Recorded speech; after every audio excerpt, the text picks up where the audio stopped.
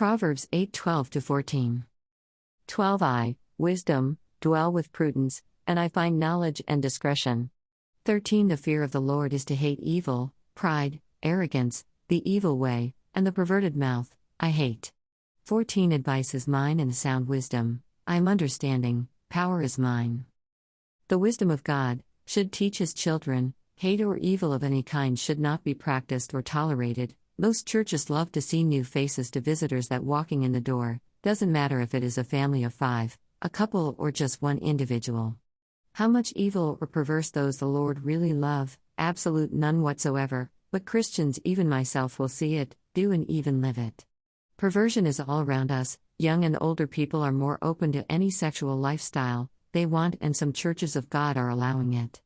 Normally men and women wanted relationship with the opposite sex. As minds flexible people believe, someone should love whoever or whatever the gender they desire. That is why heterosexuals, homosexual, and pansexual/omnisexual relationship are now normal.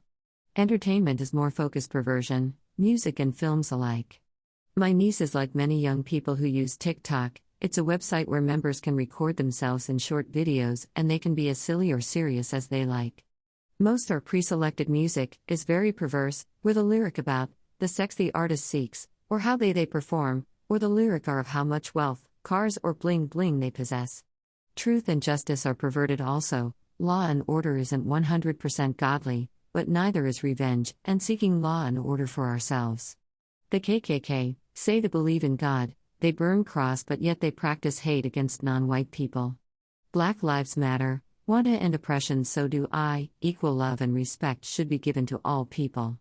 Many churches allow this kind of group to have meetings in a house of God, but their policies are not godlike. All lives matter, and to pinpoint one race or gender over another is self-love, self-pride, and the Lord is 100% against arrogance.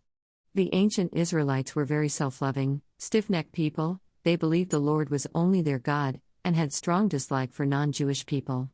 When Jesus walked and preached the gospel, he would teach and heal anyone that met: Roman soldiers, a Samaritan's woman, tax collector who worked for the Roman Empire.